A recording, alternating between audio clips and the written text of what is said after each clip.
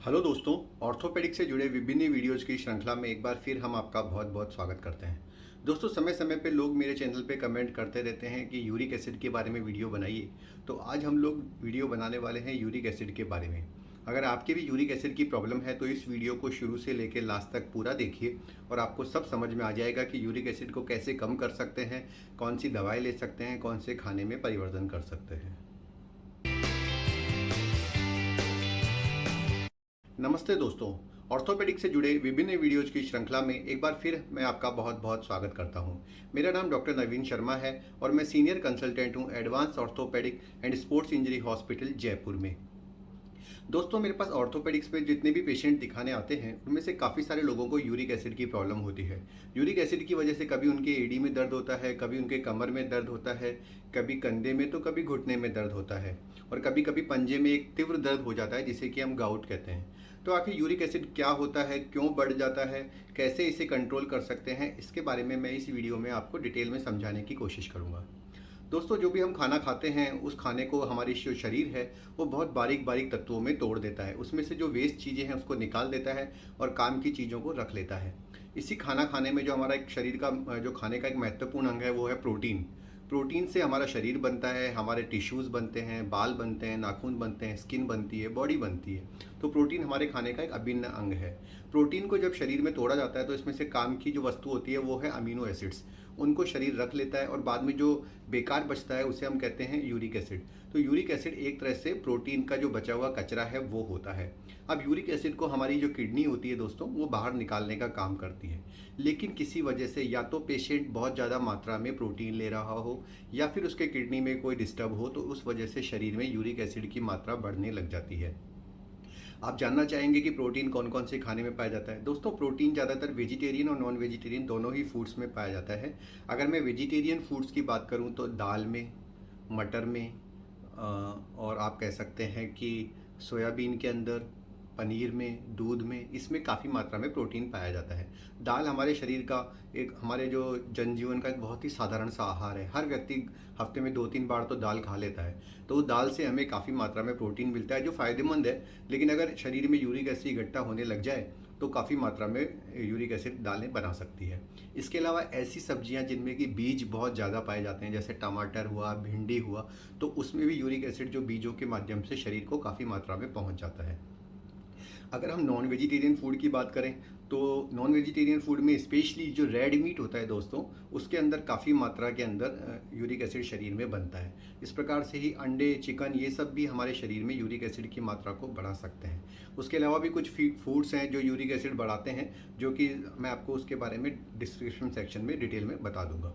तो जब भी हम खाना खा इसके अलावा दोस्तों एक चीज़ मैं बताना भूल गया, रेड वाइन और अल्कोहल जो है वो भी यूरिक एसिड की मात्रा को काफ़ी मात्रा में बढ़ा देता है। तो देखो, हमारे शरीर की जो फैक्ट्री है तो अगर थोड़ी थोड़ी मात्रा में प्रोटीन हम खाते रहें तो उसको तो हम डाइजेस्ट कर सकते हैं। लेकिन मान लीजिए क्या होगा, एकदम बहुत ज़्यादा मात्रा में अगर शरीर को प्रोटीन मिल जाए, जैसे कि आप किसी दावत में गए, आपने बहुत सारा पनीर खा लिया या बहुत सारा चिकन खा लिया, ऊपर से वाइन ले ली या अल्कोहल पी लिया, अगर ऐसा होता है तो शरीर में अचानक से बहुत सारी मात्रा में प्रोटीन पहुंच जाता है और शरीर इतने प्रोटीन को अपनी किडनी के द्वारा यूरिक एसिड के रूप में नहीं निकाल पाता, तो शरीर किसी न किसी हिस्से में इसको डाल देता है। जैसे कि हमारे यहाँ वेस्ट इकट्ठा होता है तो हम घर के बाहर कचरा फैला देते हैं, हालांकि नहीं फैलाना चाहिए।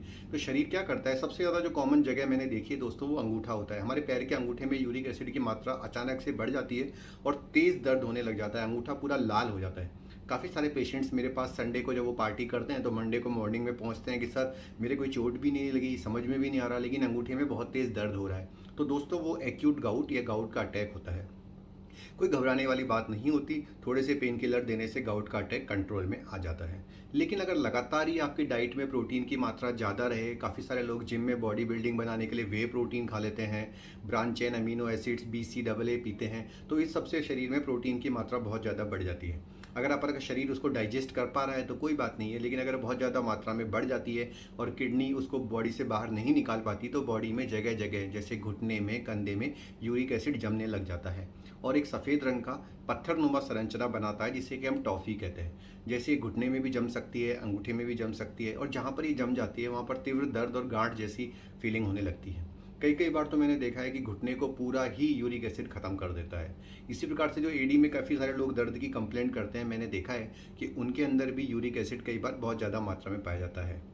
तो कैसे पता चले? जब आप डॉक्टर के पास जाते हैं तो डॉक्टर आपका यूरिक एसिड टेस्ट करवाते हैं। यूरिक एसिड का जो नॉर्मल वैल्यू है दोस्तों, वो 4 से 6 के बीच होनी चाहिए। अगर 6 से 6.5 भी है तो अपन इसको इग्नोर कर सकते हैं, लेकिन अगर 7 या 8 या 9 के करीब वैल्यू आ रही है तो आपको यूरिक एसिड को फूड में कम करने के लिए सबसे पहले अपनी लाइफस्टाइल को चेंज करना चाहिए। आप 1 से 2 महीने ऐसी चीज़ों को कम खाएं, जैसे टमाटर हुआ, भिंडी हुई, चिकन हुआ, फिश हुई, सोयाबीन हुआ, दालें हुई, प्रोटीन, पनीर हुआ, रेड वाइन हुई, रेड मीट हुआ, इन सब चीज़ों को इग्नोर करें। इन सब चीज़ों को इग्नोर करने के बाद दोबारा से एक बार यूरिक एसिड चेक कराना चाहिए, और अगर यूरिक एसिड आपके कंट्रोल में आ गया, 6 के नीचे है, तो फिर हम चिंता नहीं करते। दोस्तों, अगर लगातार यूरिक एसिड ज़्यादा रह रहा है तो फिर यूरिक एसिड को कम करने के लिए दवाएं स्टार्ट करनी पड़ती हैं। ये दवाएं कुछ इस प्रकार की होती हैं, कोई या तो शरीर में यूरिक एसिड का बनना कम करती हैं या फिर किडनी से उसको निकलना ज़्यादा करती हैं। ज़्यादातर जो कॉमन दवाइयाँ यूज़ की जाती है दोस्तों, वो जाइलोरिक और फेबुक्सोस्टेट होती है। इन दवाइयों को आपको डॉक्टर की सलाह से ही लेना चाहिए, और तभी ही लेना चाहिए जबकि यूरिक एसिड की वजह से आपके शरीर में कोई प्रॉब्लम आ रही हो। अगर यूरिक एसिड सिर्फ 9 से 10 है लेकिन शरीर में कोई लक्षण नहीं है, तो इस बीमारी को एसिम्प्टोमेटिक हाइपरयूरिसीमिया कहते हैं, यानी कि यूरिक एसिड तो ज़्यादा है लेकिन कोई प्रॉब्लम नहीं हो रही। ऐसे में आपको इस तरह की दवाइयों को लेना अवॉइड करना चाहिए, क्योंकि ऐसा करने से इन दवाइयों के भी तो साइड इफ़ेक्ट होते ही है ना। तो हमारी अप्रोच हमेशा होलिस्टिक रहती है। हम आपको ये चाहते हैं कि कम से कम दवाइयों में आपका इलाज हो जाए।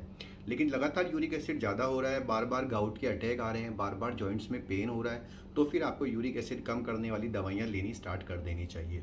इन दवाइयों की कोई फिक्स डोज नहीं होती दोस्तों। जैसे जैसे यूरिक एसिड को चेक करते रहते हैं डॉक्टर 2-3 महीने में, अगर कंट्रोल आता है तो कम कर देते हैं, ज़्यादा बढ़ता है तो दवाइयाँ बढ़ा देते हैं। लेकिन मेरा ये मानना है कि अगर अपन खान पान को कंट्रोल करें, अगर हम लोग प्रोटीन की मात्रा को निश्चित मात्रा में ही लें, अनावश्यक बॉडी बिल्डिंग के लिए 2 ही दिन में अर्नोल्ड श्वार्ज़नेगर बनना है, इस तरह की कोशिश ना करें, तो हमेशा यूरिक एसिड कंट्रोल ही रहता है। अगर आपको भी यूरिक एसिड संबंधित कोई दिक्कत है या यूरिक एसिड ज़्यादा है, तो आप मुझसे ऑनलाइन कंसल्टेशन ले सकते हैं। दोस्तों, इस कोरोना विभीषिका में आप लोग, मैं समझता हूँ कि डॉक्टर्स के पास नहीं जा पा रहे। ऐसे में अगर आप किसी भी कमर दर्द, घुटने का दर्द या किसी भी और बीमारी के बारे में ऑनलाइन कंसल्टेशन लेना चाहते हैं, तो निर्धारित शुल्क देकर नीचे लिखे गए नंबरों पर आप मुझसे व्हाट्सएप द्वारा संपर्क कर सकते हैं। आप कॉलिंग की बजाय व्हाट्सएप करेंगे तो आसानी रहेगी और आपको आंसर जल्दी से जल्दी मिल जाएगा। दोस्तों, हमारे चैनल को लाइक कीजिए, सब्सक्राइब कीजिए और इन उपयोगी वीडियोस को ज़्यादा से ज़्यादा लोगों को शेयर कीजिए, ताकि सब लोगों को यूरिक एसिड और घुटनों और कंधे से संबंधित सभी बीमारियों की जानकारी मिल सके। धन्यवाद दोस्तों।